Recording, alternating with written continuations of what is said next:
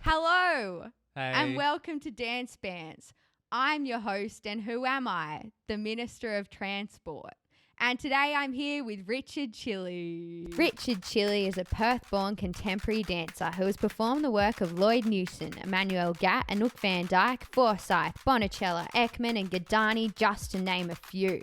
He won a Helpman Award in 2010 for his performance of We Unfold with Sydney Dance Company, and according to me, I reckon he's pretty much performed or choreographed on every dance company in Australia. Since COVID, he's been taking a pause to freelance, but he's also a certified counter technique teacher. Please welcome Richard Cilli. Hello, it's a pleasure to be here. Where are we? We're at the bus depot in Adelaide. Yeah, sick. Choose your bleep.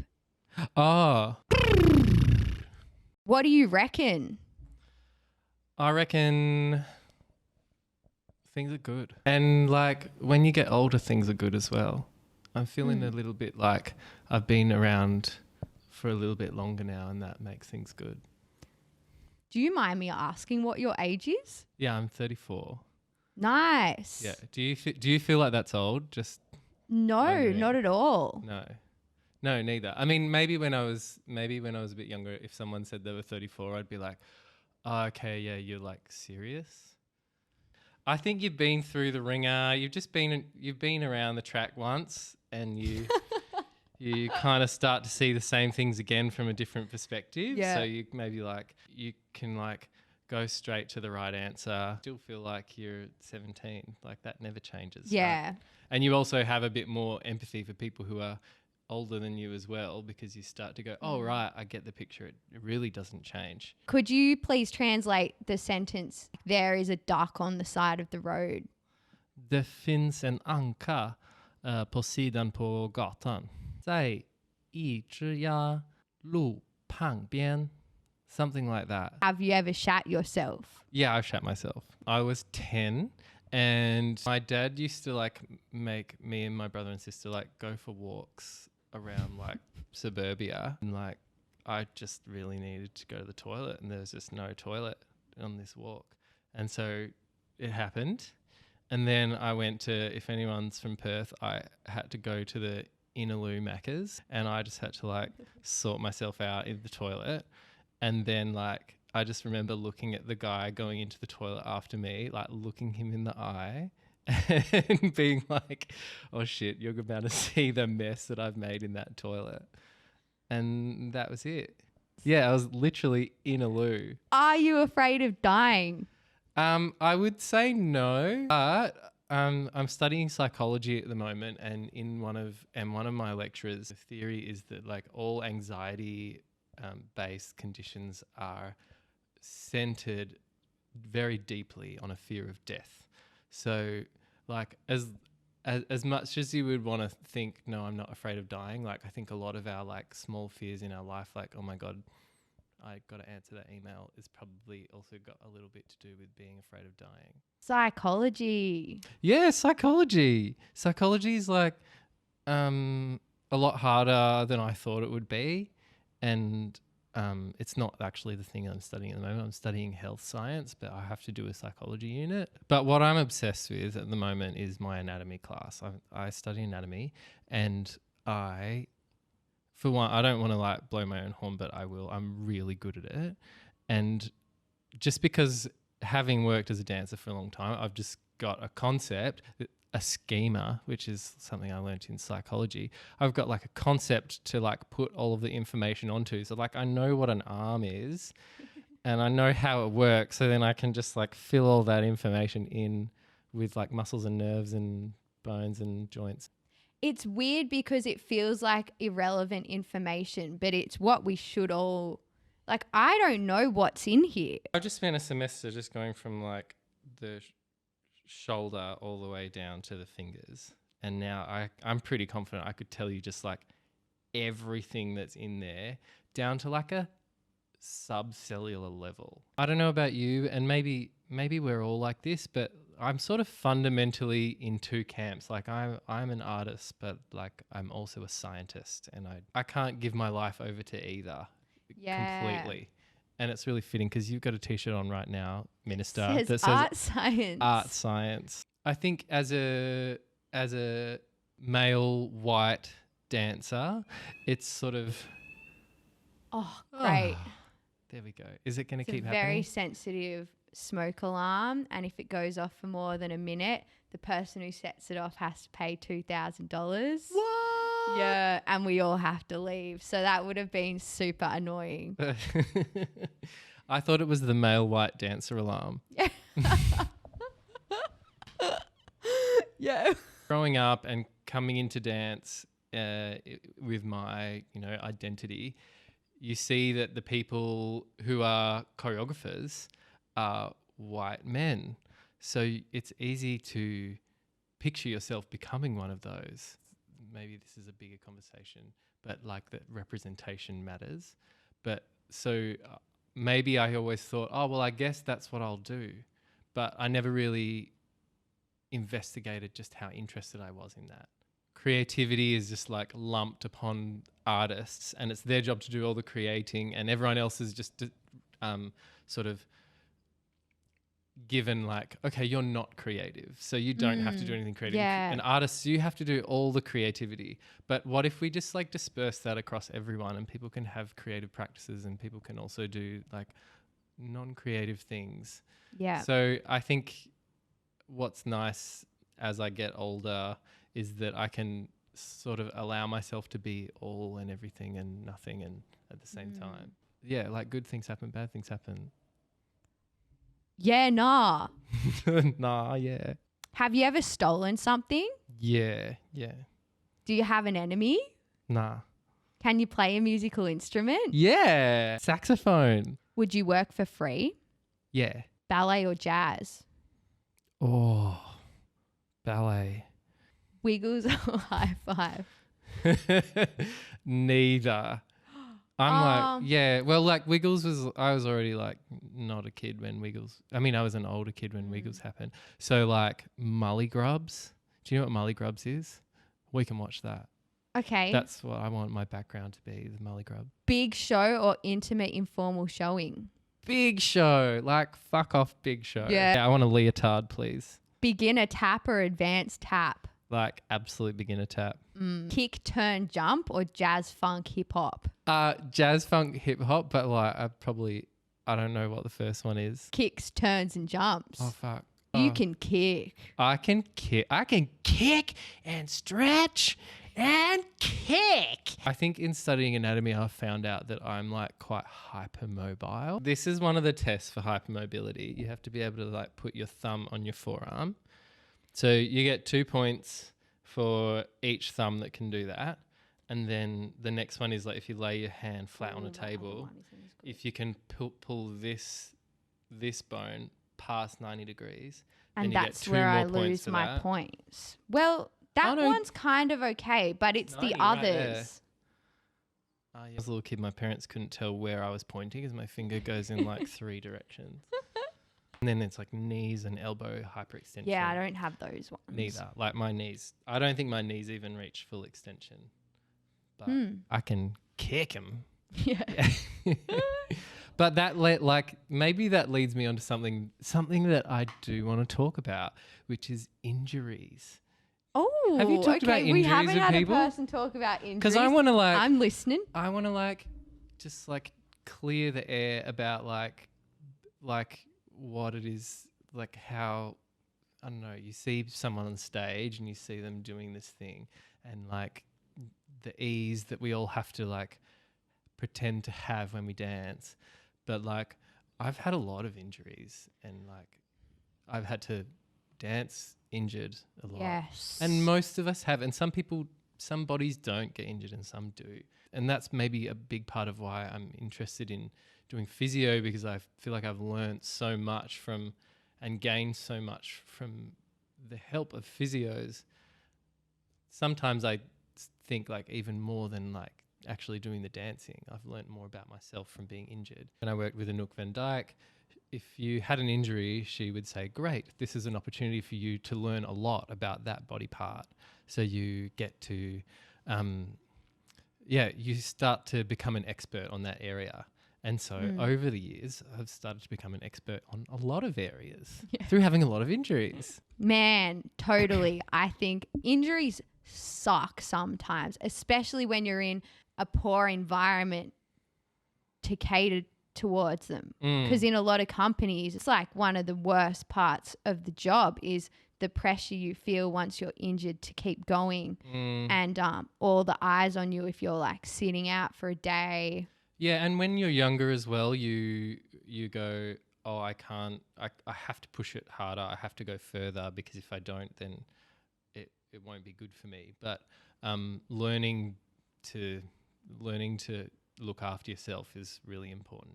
And also having the structure around you that looks after you so you can feel okay in looking after yourself, which is what you're talking about. One of the big ones earlier on for me, like in my early 20s, was like I had massively unstable sacroiliac joints because I would like thwack my legs all the time because I just wanted my legs up there all the time. Like a la seconde, hit side of my head, like massive amount of force.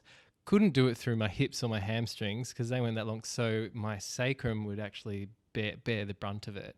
So I got to the point where like I couldn't stand up straight. I couldn't stand on one leg because I had like the pelvis of a pregnant woman, like that was just so wobbly, and I had to wear like a pregnancy belt for like 6 months to like let it sort of scar up and get a bit tighter again. I'm really glad I had that because now I understand a lot about that part of the body and what it can do, and like I can use its powers for good instead of evil. I can still get the leg up there, but maybe only on one side now.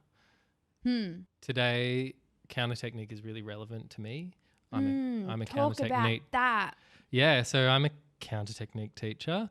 Counter technique changed a lot of things for me.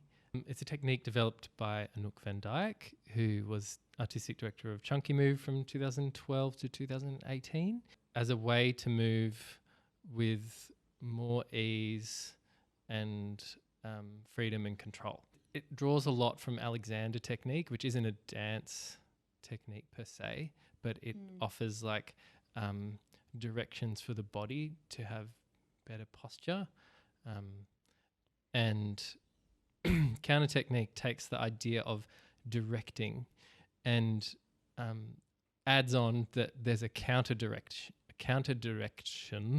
that you should do before the main movement. And people love it. And I've never done it. Whoa. Oh my God. Should we do a class right now? Yeah. Okay. Maybe tell me like something. Yeah. Okay. So counter technique isn't the steps. So it has a particular way of looking. But that's because that's a really good demonstration. It can look kind of very wild and free, but that's because those sorts of movements are good for applying what is called the toolbox. Awareness tools that you can apply to anything that's dancing, but everything is dancing, so you can apply it to anything. You can move with more ease, so then you can move with more extremity. Yeah, everything is dancing, like a tree swaying in the wind is dancing, but also like everything is dancing right now. So like this table in front of us, like the atoms in it are like all slowly kind of mixing around and we can't see it, but that's a dance. The ability to connect with those, like the reminder of the kind of awesomeness of those realities that we don't notice day to day, is something that like the more you connect with that, the more you can like bring that into your dancing. Maybe I don't know if I'm a particularly spiritual person. Like I'm definitely not a religious person, but I really like listening to talking to religious people, poets and like philosophers and things that like really ignite the transcendent nature of humans. And I think and that links into dancing. Oh, you asked me to talk not about dancing, but I can't seem to do it. But like dancing is transformation, and everything is dance. Everything is transformation. So everything is dancing. Everything is in some way changing in some point. Yeah. Wow, like where is this profound bullshit coming out of my mouth right now? Thank you. This one was quite revolutionary for me. So like widening, we talk about widening a lot. You should just always widen your body. Widening is the absence of narrowing. And I think in dance, we think that we need to kind of hold or pull in and up to make things work, to add extra effort to things. You should just allow your body to take up the space that it does. So you're just giving yourself permission to exist in the space that you do. So it can also be a mental thing. You can widen your mindset. Well, I was going to say, could I be widening right now and you can't even see it kind of thing? Yeah, so actually you can't see any of it. So widening is a direction, and it doesn't mean that you're moving your body horizontally. It means that you're allowing the energy to move horizontally. So if I widen my lower back, it doesn't look like anything, but I allow my back to move, the sides of my back to move, to be in the space where they are moving away from each other. And you have to release tension in your body. You have to release unnecessary tension in your body to allow a direction to happen. Yeah. So then rather than gripping something in the middle of your body, like your core, for example, counter technique suggests that you counter direct one thing away before you move the other thing. It allows for dynamic balance. That's actually quite similar to some of Gaga's. Yeah. You know, lifting your hand from your heart kind of, or your leg from, you don't think as much about the opposing energy, I suppose. There are some ways that they line up, and there are some, from my limited understanding of Gaga, and there's some things that are a little bit antithetical. Counter technique never uses imagery, so you don't use fantasy. Ooh. Yeah, it stays with like what can be objectively experienced by everyone, which sometimes I'm okay with, and sometimes I also work with a lot of fantasy when I dance as well. Fantasy. Yeah, so when you dance, because you're phenomenal. Stop it. And when you're on stage I with don't a really company, think that. like I can't take my eyes off you, you know. I just follow you around. It's so funny to do that when you pinpoint one dancer in the company and they're like out in the back corner doing nothing, but you just stare at them. But yeah, whenever you were performing, 100% Richard Cilli, all eyes on you, man. You're a powerhouse. It's amazing. Stop it. Yeah. Oh, I've really gone red. No, I don't think about myself as being like amazing or good. Yeah, well, you don't have to say that because you are. Well, because, you know, also like we're all comparing ourselves to someone else, or like we're, or, you know, thinking about what we could be better at. Yeah, but you've also just got the thing, you know, that the presence and the connection and something engaging about you're more than just a body moving. Like you're quite exciting to watch and you have a lot of personality on the stage. But I'll make this a question so you don't have to feel like you have to respond.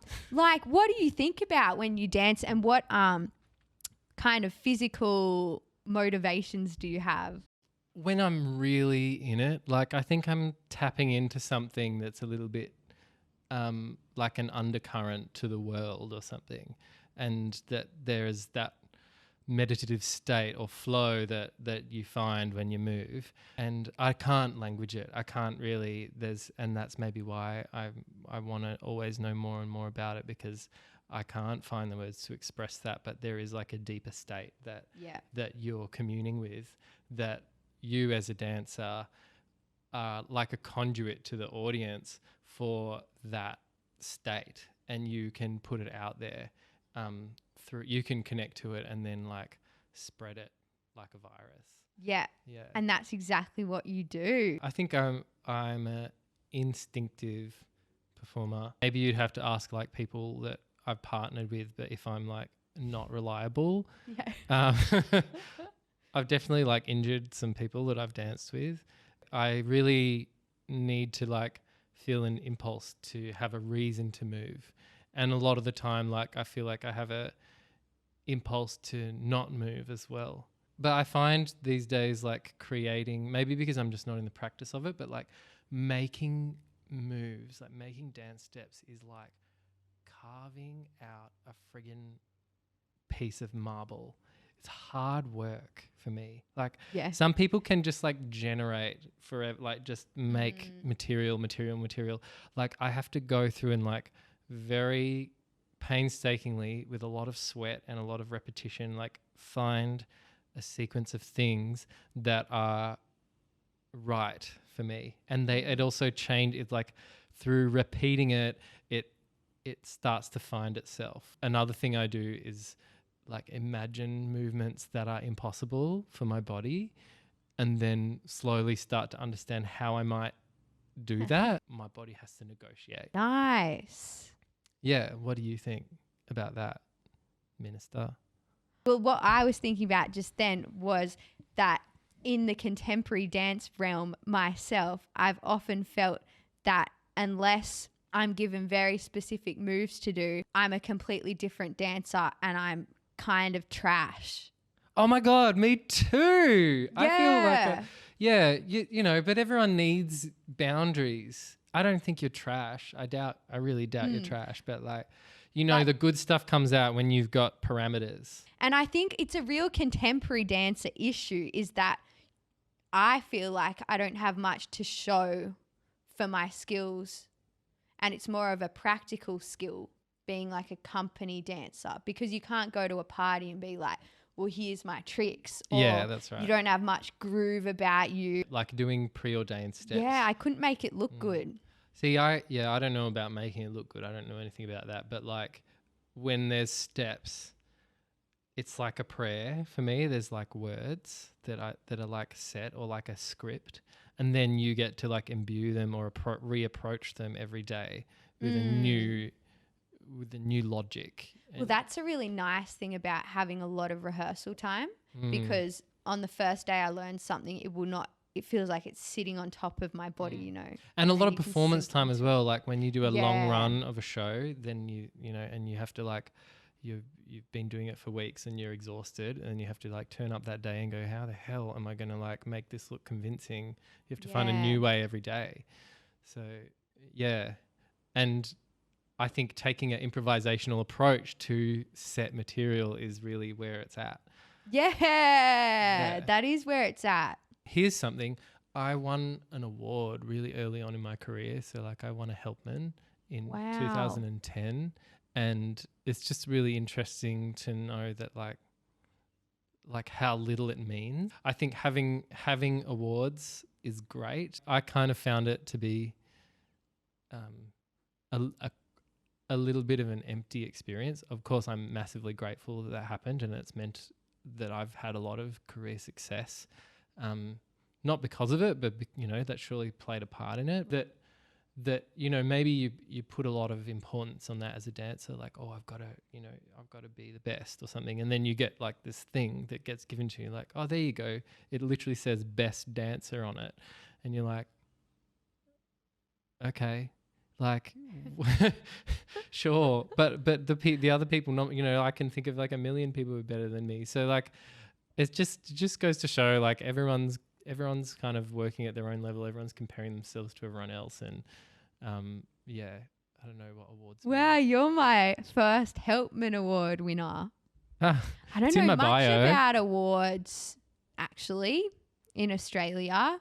I always joke that I've deserved the Helpman Award, but I haven't done anything. So you could get services to dance, but you got to be like 60. You got to keep this podcast going. Yeah. Nah, I want to win the gold Logie. That's what I care about a lot. Oh, mate. More. Yes. Yeah. I see that for you. Yeah, cool. Yeah. Right. You're the next Rove. Yes. I think my final words are just, no, I don't want to say have fun because that's really boring, but you really do have to know why you do things, don't you? And like if you're dancing, you just got to know why you're dancing. Right. Yeah, that's very true. All right. Wait, no, all right. Yeah. Is there one other thing that you were just about to say? No, I think maybe it'll come later. I think maybe if we do the end. All right. The end.